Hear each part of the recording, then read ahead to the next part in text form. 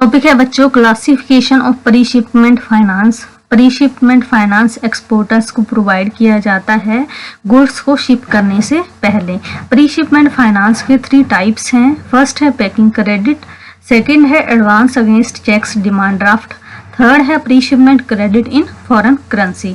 तो इन तीनों को हम 1 बाय 1 डीपली पढ़ते हैं। फर्स्ट है पैकिंग क्रेडिट, इसको प्री-शिपमेंट क्रेडिट भी कहा जाता है। तो जो पैकिंग क्रेडिट है वो इंडियन एक्सपोर्टर्स को डोमेस्टिक करेंसी में प्रोवाइड की जाती है। तो पैकिंग क्रेडिट होती क्या है? Short term working capital loan है या फिर एडवांस है या फिर एनी अदर क्रेडिट है जो बैंक्स के द्वारा प्रोवाइड की जाती है। किसको प्रोवाइड की जाती है? एलिजिबल एक्सपोर्टर्स को या फिर मैन्युफैक्चरर्स को। किस लिए प्रोवाइड की जाती है? एक्सपोर्ट्स को फाइनेंस करने के लिए। कब प्रोवाइड की जाती है? प्री-शिपमेंट स्टेज पर प्रोवाइड की जाती है।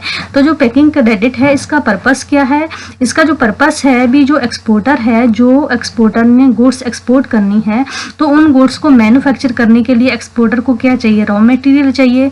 तो एक्सपोर्टर को रॉ मटेरियल परचेज करने के लिए, उसको प्रोसेस करने के लिए, फिर मतलब प्रोडक्ट जब बन गया तो उस बने बनाए प्रोडक्ट को, फाइनल प्रोडक्ट को पैक करने के लिए, उस फाइनल प्रोडक्ट को ट्रांसपोर्ट करने के लिए एंड मतलब उस फाइनल प्रोडक्ट को वेयर हाउस करने के लिए, मतलब स्टोर करने के लिए या फिर रॉ मटेरियल को स्टोर करने के लिए। तो इन सभी खर्चों के लिए जो पैकिंग क्रेडिट है वो एक्सपोर्टर्स को प्रोवाइड की जाती है। अब ऐसा तो नहीं है बैंक्स जो है डायरेक्ट एक्सपोर्टर्स को जो है पैकिंग क्रेडिट दे देंगे, क्योंकि मतलब जो एक्सपोर्टर है उसके पास कोई ना कोई प्रूफ होना चाहिए भी मतलब वो जो गुड्स हैं वो उन गुड्स को एक्सपोर्ट करेगा। तो इस तरह से एक्सपोर्टर के पास या तो लेटर ऑफ क्रेडिट होना चाहिए या फिर फर्म ऑर्डर होना चाहिए जिसके बिहाफ पर जो बैंक्स हैं मतलब एक्सपोर्टर्स को क्रेडिट प्रोवाइड करते हैं। तो ये जो लेटर ऑफ क्रेडिट है वो मतलब इंपोर्टर की जो इशूइंग बैंक है उसके द्वारा इशू किया जाता है। तो जो लेटर ऑफ क्रेडिट जो डॉक्यूमेंट है वो मतलब जो इंपोर्टर है उसके बैंक के द्वारा इशू किया जाता है। तो बैंक जो है पैकिंग क्रेडिट एक्सपोर्टर्स को तभी प्रोवाइड करेंगे जब एक्सपोर्टर के पास या तो लेटर ऑफ क्रेडिट हो या फिर फर्म ऑर्डर हो। इसके बाद है persons eligible for packing credit. कौन कौन से जो एक्सपोर्टर्स हैं वो पैकिंग क्रेडिट को लेने के लिए एलिजिबल होंगे? तो फर्स्ट कहता है exporters having importer exporter code number allotted by director general of foreign trade. जो एक्सपोर्टर पैकिंग क्रेडिट लेना चाहते हैं उन एक्सपोर्टर के पास जो है IEC जो नंबर है वो होना चाहिए, तभी वो पैकिंग क्रेडिट जो है बैंक से ले सकते हैं। सेकंड कहता है should not be in question list of concerned export credit guarantee corporation. Export credit guarantee corporation के द्वारा इशू की गई क्वेश्चन लिस्ट के अंदर उस एक्सपोर्टर का नाम नहीं होना चाहिए। इसके अलावा packing credit facility granted to an exporter on the basis of letter of credit या फिर फर्म ऑर्डर। जो पैकिंग क्रेडिट जो फैसिलिटी एक्सपोर्टर्स को दी जाती है तो एक्सपोर्टर को के पास या तो लेटर ऑफ क्रेडिट होना चाहिए या फिर फर्म ऑर्डर होना चाहिए। इसके बाद कहता है packing credit loan can be allowed to exporter if he himself would manufacture and ship the goods.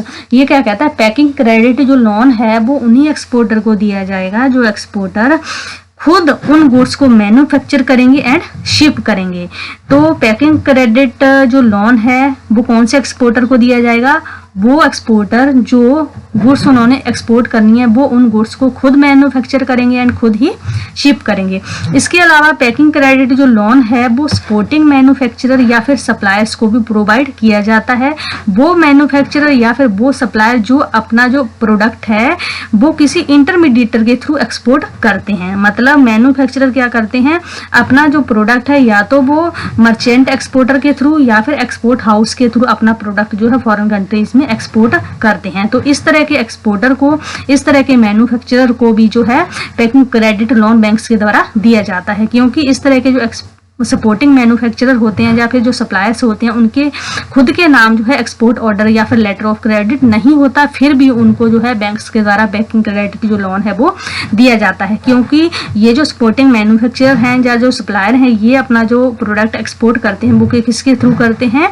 मतलब इंटरमीडिएटर के थ्रू, मतलब या तो मर्चेंट एक्सपोर्टर के थ्रू या फिर एक्सपोर्ट हाउस के थ्रू।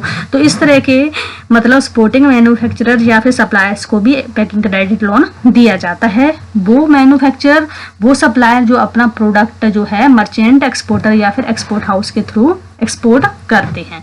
इसके बाद है undertaking from manufacturer suppliers to effect that he would not be raising any loan from any bank on portion of export order for which order has been placed on him must be obtained। ये क्या कहता है, जो suppliers हैं उनसे एक undertaking ली जाएगी भी, वो एक एक्सपोर्ट ऑर्डर के अगेंस्ट फर्दर जो लोन है वो नहीं लेंगे। इसके बाद if exporter of goods are to different parties packing credit loan can be shared between them. अगर जो एक्सपोर्टर्स हैं वो 2 डिफरेंट पार्टीज हैं तो जो पैकिंग क्रेडिट लोन दिया जाएगा वो उन दोनों के बीच में शेयर हो जाएगा।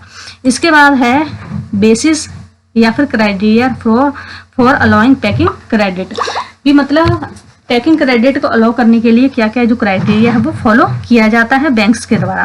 फर्स्ट है मतलब एक्सपोर्टर के पास लेटर ऑफ क्रेडिट होना चाहिए या फिर फर्म ऑर्डर होना चाहिए, तो ही बैंक्स जो है पैकिंग क्रेडिट एक्सपोर्टर को देंगे। सेकंड है, कई बार क्या होता है एक्सपोर्टर इंपोर्टर के बीच में मतलब कंटिन्यू रिलेशनशिप होते हैं, मतलब उससे पहले भी उन दोनों के बीच में काफ़ी सारी जो ट्रांजेक्शन्स हैं वो हो चुकी होती हैं। तो इस केस में अगर उनकी जो एक्सपोर्टर इंपोर्टर की जो मतलब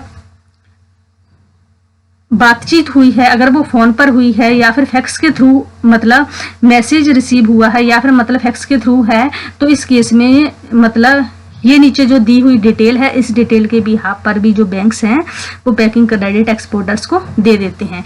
तो इस डिटेल में क्या होना चाहिए, मतलब इंपोर्टर का नाम होना चाहिए भी, कौन इंपोर्टर है जो मतलब गुड्स को इंपोर्ट करना चाहता है।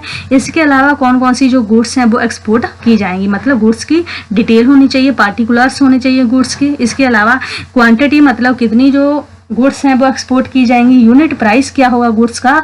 इसके अलावा डेट ऑफ शिपमेंट क्या होगी, सेल्स एंड पेमेंट की टर्म्स एंड कंडीशंस क्या होंगी।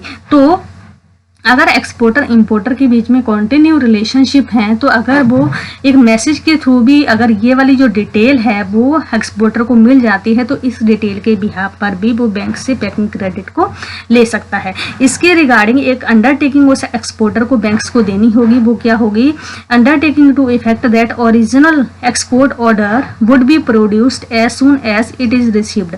ये क्या कहता है, एक्सपोर्टर को एक अंडरटेकिंग देनी होगी बैंक को भी, जैसे ही मुझे ओरिजिनल एक्सपोर्ट ऑर्डर मिल जाएगा वैसे ही मैं उसको बैंक में सबमिट करा दूंगा। इसके अलावा जो मैक्सिमम टाइम पीरियड दिया जाएगा उसको एक्सपोर्ट ऑर्डर सबमिट कराने के लिए वो मैक्सिमम 30 डेज का दिया जाएगा। तो इस तरह से 2 मतलब जो क्राइटेरिया हैं वो पैकिंग क्रेडिट को प्रोवाइड करने के लिए फॉलो किया जाते हैं। या तो एक्सपोर्टर के पास लेटर ऑफ क्रेडिट या फिर फर्म ऑर्डर होना चाहिए। अगर ये नहीं है तो अगर एक्सपोर्टर इंपोर्टर के बीच में कंटिन्यू रिलेशनशिप है और जो मैसेज के थ्रू ही मतलब उनकी जो डील है वो हुई है गुड्स को एक्सपोर्ट इंपोर्ट करने के लिए, तो ये जो डिटेल है वो एक्सपोर्टर के पास होनी चाहिए। तो इस बिहाफ पर भी जो बैंक्स हैं वो पैकिंग क्रेडिट एक्सपोर्टर्स को देते हैं।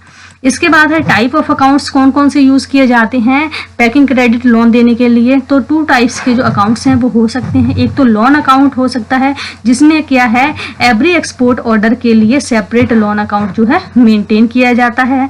इसके अलावा जो मतलब एक्सपोर्ट ऑर्डर के साथ जो है लेटर ऑफ क्रेडिट भी होना चाहिए। तो इन डॉक्यूमेंट्स के बिहाफ पर जो है पैकिंग क्रेडिट दी जाती है। मतलब जो टाइप ऑफ अकाउंट होगा पैकिंग क्रेडिट लोन के लिए वो एक टाइप का लोन अकाउंट होगा। मतलब हर एक एक्सपोर्ट ऑर्डर के लिए एक अलग लोन अकाउंट जो है वो ओपन किया जाता है बैंक्स के द्वारा। सेकंड हो सकता है running account facility. Running account facility में क्या होता है, मतलब सभी जो एक्सपोर्ट ऑर्डर्स हैं उनके लिए एक ही अकाउंट जो है वो मेंटेन किया जाता है, तो इसको रनिंग अकाउंट फैसिलिटी कहा जाता है। मतलब एक ही अकाउंट है, एक ही बैंक अकाउंट सभी एक्सपोर्ट ऑर्डर्स के लिए। तो इसके लिए कुछ कंडीशंस का फुलफिल होना जरूरी है, तभी जो रनिंग अकाउंट फैसिलिटी है वो एक्सपोर्टर्स को दी जाती है। तो फर्स्ट क्या कहता है, अभी जो रनिंग अकाउंट की फैसिलिटी है उसके लिए जो रिक्वेस्ट होगी वो एक्सपोर्टर्स के थ्रू ही होनी चाहिए। मतलब रनिंग अकाउंट की फैसिलिटी लेने के लिए एक्सपोर्टर रिक्वेस्ट करे तो ही मतलब रनिंग अकाउंट की जो फैसिलिटी है वो एक्सपोर्टर को दी जाती है। इसके अलावा जो एक्सपोर्टर हैं उसका जो मतलब रिकॉर्ड है, मतलब पास्ट का जो रिकॉर्ड है वो मतलब अच्छा होना चाहिए, मतलब अच्छा होना चाहिए। इसके अलावा लेटर ऑफ क्रेडिट या firm order should be produced with in reasonable period of time. मतलब एक्सपोर्टर अगर मतलब रनिंग अकाउंट फैसिलिटी लेना चाहता है तो वो रीजनेबल टाइम में जो डॉक्यूमेंट हैं, लेटर ऑफ क्रेडिट या फिर फर्म ऑर्डर, वो बैंक में जमा कराएगा। इसके अलावा पैकिंग क्रेडिट जो अकाउंट मेंटेन किया जाएगा वो सेपरेटली मेंटेन किया जाएगा। ऐसा नहीं है वो जो अकाउंट है वो मिक्स्ड हो, उसके मतलब अगर कोई अदर अकाउंट है जैसे नॉर्मल करंट अकाउंट है या फिर कैश क्रेडिट अकाउंट है तो उसका जो पैकिंग क्रेडिट अकाउंट है वो उन दूसरे अकाउंट्स के साथ मिक्स नहीं होना चाहिए। तो अगर ये कंडीशंस फुलफिल होती हैं तो जो रनिंग अकाउंट की फैसिलिटी है वो बैंक्स के द्वारा एक्सपोर्टर्स को दी जाती है। तो 2 टाइप्स के ज़्यादातर अकाउंट जो हैं पैकिंग क्रेडिट लोन के लिए मेंटेन किए जाते हैं। एक तो है मतलब लोन अकाउंट जो हर एक एक्सपोर्ट ऑर्डर के लिए सेपरेटली मतलब ओपन किया जाता है। मतलब जितने एक्सपोर्ट ऑर्डर होंगे उतनों के लिए अलग अलग जो है लोन अकाउंट ओपन होगा हर एक एक्सपोर्टर के लिए। सेकंड है रनिंग अकाउंट फैसिलिटी जिसमें जो है अगर डिफरेंट एक्सपोर्ट ऑर्डर हैं तो सभी के लिए सिंगल मतलब अकाउंट जो है वो ओपन किया जाएगा। तो 2 टाइप्स के अकाउंट होते हैं, या तो लोन अकाउंट जो हर एक एक्सपोर्ट ऑर्डर के लिए अलग अलग ओपन किया जाता है। सेकंड है रनिंग अकाउंट जो मतलब डिफरेंट एक्सपोर्ट ऑर्डर के लिए एक ही अकाउंट जो है ओपन किया जाता है। इसके बाद है period of loan and interest. जो लोन दिया जाता है वो कितने टाइम पीरियड के लिए दिया जाता है और क्या रेट ऑफ इंटरेस्ट जो है चार्ज किया जाता है बैंक्स के द्वारा। तो ज़्यादातर जो आरबीआई है वो रीफाइनेंसिंग की जो फैसिलिटी प्रोवाइड करती है वो 180 डेज के लिए प्रोवाइड करती है। मतलब ज़्यादातर जो पैकिंग क्रेडिट प्रोवाइड की जाती है, पैकिंग क्रेडिट जो लोन दिया जाता है वो 180 डेज के लिए दिया जाता है। इसके ऊपर जो रेट ऑफ इंटरेस्ट चार्ज किया जाता है वो प्राइम लेंडिंग रेट जिसको PLRB बोला जाता है, prime lending rate -2.5% for period up to 180 days. तो 180 डेज तक के लोन के लिए जो रेट ऑफ इंटरेस्ट चार्ज किया जाता है वो PLR रेट जो चल रहा है उसमें से माइनस कर दो 2.5%। ये जो रेट ऑफ इंटरेस्ट है वो 180 डेज के लिए बैंक्स के द्वारा एक्सपोर्टर से चार्ज किया जाता है। तो PLR रेट का मतलब है भी मतलब जो एक्सपोर्टर जो जिनकी मतलब क्रेडिट वर्दीनेस जो है जो अच्छी है, मतलब उन एक्सपोर्टर्स को जो है ये जो इंटरेस्ट रेट है उनसे चार्ज किया जाता है। ये जो इंटरेस्ट रेट है वो मतलब लो रेट ऑफ इंटरेस्ट होता है। इसके अलावा सेकंड है PLR प्लस 0.5% 180 डेज से 270 डेज के बीच में चार्ज किया जाता है। इसके अलावा जब 270 डेज के बियॉन्ड जो है बैंक्स के द्वारा अपना खुद का रेट ऑफ इंटरेस्ट चार्ज किया जाता है। तो जो PLR जो रेट है वो मतलब बोरोवर्स की जो क्रेडिट वर्दीनेस है वो काफ़ी अच्छी होती है तो उनसे मतलब जो PLR रेट है वो चार्ज किया जाता है। ये जो रेट होता है वो काफ़ी मतलब लो रेट ऑफ इंटरेस्ट होता है। तो ये जो रेट ऑफ इंटरेस्ट है वो लेस क्रेडिट वर्दीनेस जो बोरोवर्स हैं उनके मुकाबले जो है बहुत कम चार्ज किया जाता है। तो 3 टाइप्स के जो इंटरेस्ट रेट चार्ज किए जाते हैं 180 डेज के लिए PLR -2.5% और 180 डेज से लेकर 270 तक जो है PLR प्लस 0.5%। अगर 270 डेज के बियॉन्ड अगर लोन प्रोवाइड किया गया है तो उसके लिए जो बैंक्स हैं वो अपना खुद का जो नॉर्मल रेट ऑफ इंटरेस्ट है वो चार्ज करती हैं। इसके बाद है क्वांटम ऑफ एडवांस, मतलब जो पैकिंग क्रेडिट लोन दिया जाता है वो कितना दिया जाता है, कितनी क्वांटिटी में दिया जाता है। तो ये क्या कहते हैं, इसके लिए कोई फिक्स्ड फॉर्मूला नहीं है भी मतलब कितनी पैकिंग क्रेडिट जो लोन है वो दी जाएगी। तो ये जो है एक्सपोर्ट जो ऑर्डर है उस पर डिपेंड करता है, मतलब उसके लिए एडिक्वेट होना चाहिए। फिर भी sanction to the extent of domestic cost of production और FOB value of export order whichever is lower. तो जो ज़्यादातर जो नॉर्मली जो एडवांस प्रोवाइड किया जाता है वो जो मतलब प्रोडक्शन की डोमेस्टिक कॉस्ट है या फिर फ्री ऑन बोर्ड जो वैल्यू है उन दोनों में से जो कम होगा वो उतनी अमाउंट का जो लोन है वो दिया जाएगा। तो FOB का मतलब है फ्री ऑन बोर्ड। इसके अंदर क्या होता है, जो मतलब शिपिंग कॉस्ट है वो प्रोडक्ट के प्राइस में ऐड कर दी जाती है। वो जो सारी शिपिंग कॉस्ट है वो बायर के द्वारा बियर करनी पड़ती है, इंपोर्टर के द्वारा बियर करनी पड़ती है। तो इसमें क्या होता है, जो भी मतलब कॉस्ट ऑफ डिलीवरिंग गुड्स जो आती है वो सारी उस प्रोडक्ट के प्राइस में शामिल होती है। तो कहने का मतलब है शिपिंग जो कॉस्ट होती है, शिपिंग जो एक्सपेंसेस होते हैं वो प्रोडक्ट के प्राइस में शामिल होते हैं और वो जो एक्सपेंसेस हैं वो बायर के द्वारा, इंपोर्टर के द्वारा बियर करने पड़ते हैं। तो जो पैकिंग क्रेडिट लोन दिया जाएगा वो या तो डोमेस्टिक कॉस्ट ऑफ प्रोडक्शन जितनी है या फिर FOB वैल्यू जो है एक्सपोर्ट ऑर्डर की, इनमें से इन दोनों में से जो भी कम होगा उतना जो क्वांटम ऑफ एडवांस है वो प्रोवाइड कर दिया जाएगा। इसके बाद है प्री शिपमेंट क्रेडिट स्टेजेस। तो इसके लिए 5 स्टेजेस को फॉलो किया जाता है। फर्स्ट है appraisal and sanction of limits, disbursement of packing credit advance, follow up of packing credit advance, liquidation of packing credit advance, overdue packing। तो फर्स्ट है appraisal and sanction of export credit limit. तो जो packing credit limit जो provide करनी है, मतलब कितनी limit जो है, कितनी अमाउंट देनी है, कितनी अमाउंट का जो लोन है वो किसकी बेस पर डिसाइड किया जाता है, किसकी बेस पर असेस किया जाता है, प्रोजेक्टेड एक्सपोर्ट ऑर्डर के बिहाफ पर। इसके अलावा बैंक्स क्या चेक करते हैं, जैसे मतलब प्रोडक्ट का प्रोफाइल क्या है, कंट्री प्रोफाइल क्या है, कमोडिटी प्रोफाइल है, और इसके अलावा जो प्रोस्पेक्टिव इंपोर्टर है उसका स्टेटस रिपोर्ट क्या है। तो ये सारी जो डिटेल है वो मतलब बैंक्स के द्वारा चेक की जाती है पैकिंग क्रेडिट को अलाउ करने से पहले। इसके अलावा बैंक्स क्या चेक करते हैं, जैसे मतलब जो एक्सपोर्टर है वो मतलब रेगुलर कस्टमर है या नहीं, बोनाफाइड एक्सपोर्टर है या नहीं। इसके अलावा उसकी जो स्टैंडिंग है मार्केट के अंदर वो अच्छी है या नहीं। इसके अलावा जो एक्सपोर्टर है वो RBI की क्वेश्चन लिस्ट के अंदर नहीं होना चाहिए। इसके अलावा जो एक्सपोर्टर है उसके पास IEC कोड नंबर होना चाहिए। जो गुड्स उसने मतलब एक्सपोर्ट करनी है वो फ्रीली एक्सपोर्टेबल होना चाहिए। वो एक्सपोर्टर जिस कंट्री को उन गुड्स को एक्सपोर्ट कर रहा है ऐसा नहीं होना चाहिए वहां पर उन गुड्स के इंपोर्ट पर बैन लगा हुआ हो या फिर रिस्ट्रिक्शंस लगी हों, तो ऐसा नहीं होना चाहिए। जो भी गुड्स एक्सपोर्टर के द्वारा एक्सपोर्ट की जाएंगी वो फ्रीली एक्सपोर्टेबल होनी चाहिए, उसके ऊपर कोई भी रिस्ट्रिक्शंस नहीं होनी चाहिए। इसके बाद लास्ट है country to which export are to be made should not be under the list of trade barriers। जिस कंट्री को गुड्स एक्सपोर्ट की जानी है वो कंट्री का नाम जो है, वो कंट्री जो है उस कंट्री में जो है ट्रेड बैरियर्स इंपोर्ट पर नहीं लगे होने चाहिए। इसके बाद है सेकंड जो पॉइंट है वो है disbursement of packing credit advance.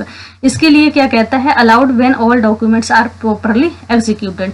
जो पैकिंग क्रेडिट एडवांस है वो तभी अलाउ किया जाता है जब सारे जो डॉक्यूमेंट्स हैं वो प्रॉपरली मतलब एग्जीक्यूट कर लिए जाते हैं। इसके अलावा जो क्वांटम ऑफ फाइनेंस है मतलब कितना जो पैकिंग क्रेडिट है वो दिया जाएगा वो डिपेंड करता है लेटर ऑफ क्रेडिट या फिर domestic value of goods.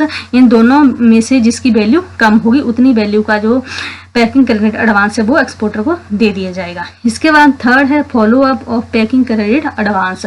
Exporters को need to submit stock statement giving all necessary information about stocks. जो एक्सपोर्टर है वो स्टॉक स्टेटमेंट जो है विद नेसेसरी इंफॉर्मेशन जो है मतलब बैंक्स में जमा कराएगा। तो बैंक्स के द्वारा ये जो स्टॉक स्टेटमेंट है वो एज ए गारंटी जो है यूज की जाती है अपनी पैकिंग क्रेडिट की को सिक्योर करने के लिए। फोर्थ है liquidation of packing credit advance. जो मतलब पैकिंग क्रेडिट एडवांस की जो रीपेमेंट होगी वो या तो एक्सपोर्ट प्रोसीड्स में से होगी, एक्सपोर्टर्स को जो पैसा है एक्सपोर्ट का मिल जाएगा या तो उस पैसे में से मतलब पे किया जाएगा पैकिंग क्रेडिट, या फिर जो है if export does not take place then the entire advance can be recovered at a certain interest rate. अगर एक्सपोर्टर जो है एक्सपोर्ट करने में फेल हो जाता है, वो एक्सपोर्ट नहीं कर पाता, तो इस केस में जो बैंक्स हैं वो पैकिंग क्रेडिट को रिकवर करेंगे नॉर्मल रेट ऑफ इंटरेस्ट पर। इसके बाद लास्ट है ओवरड्यू पैकिंग। जो पैकिंग क्रेडिट जो लोन है वो कब ओवरड्यू मानी जाती है, तो ये क्या कहता है, bank considers packing credit as an overdue if borrowers fails to liquidate packing credit on due date. तो ड्यू डेट के बाद जो है अगर मतलब जो बोरोअर है जो एक्सपोर्टर है अगर वो रीपेमेंट नहीं कर पाता तो वो ओवरड्यू पैकिंग मान ली जाती है। और इस केस में जो बैंक्स हैं वो अपने मतलब जो प्रोसीजर है नॉर्मल जो प्रोसीजर है उसको फॉलो करते हैं पैकिंग क्रेडिट की रिकवरी के लिए। तो ये तो था प्री शिपमेंट क्रेडिट या फिर पैकिंग क्रेडिट। इसके बाद इसके अंदर सेकंड पॉइंट जो था वो था advance against cheques demand draft received as advance payment. तो कई बार जो बैंक्स हैं वो एक्सपोर्टर्स को जो है डिमांड ड्राफ्ट या फिर चेक्स के अगेंस्ट भी जो है पैकिंग क्रेडिट एडवांस प्रोवाइड करते हैं, क्योंकि एक्सपोर्टर को अगर चेक्स मिल गए डिमांड ड्राफ्ट मिल गया तो उसकी जो पेमेंट है उसको मिलने में कुछ टाइम लग जाता है, तो उतने टाइम के लिए बैंक्स जो है पैकिंग क्रेडिट जो है एक्सपोर्टर्स को देते हैं। थर्ड जो है pre shipment credit in foreign currency. तो जैसे कई बार जो एक्सपोर्टर्स होते हैं उनको जो रॉ मटेरियल है वो मतलब फॉरेन कंट्री से परचेज करना होता है, तो एक्सपोर्टर को जो है फॉरेन करेंसी की ज़रूरत होती है। तो इस फॉरेन करेंसी के लिए जो है कई बार जो बैंक्स हैं वो मतलब पैकिंग क्रेडिट फॉरेन करेंसी में भी एक्सपोर्टर्स को प्रोवाइड करते हैं। तो हमने पढ़ा प्रीशिपमेंट क्रेडिट के 3 टाइप्स पढ़े, जिसमें हमने फर्स्ट पढ़ा था पैकिंग क्रेडिट, जिसको प्रीशिपमेंट क्रेडिट भी कहा जाता है। सेकंड पढ़ा advance against cheques demand draft, and third पढ़ा preshipment credit in foreign currency. तो 3 टाइप्स की जो प्रीशिपमेंट क्रेडिट है वो एक्सपोर्टर्स को प्रोवाइड की जाती है।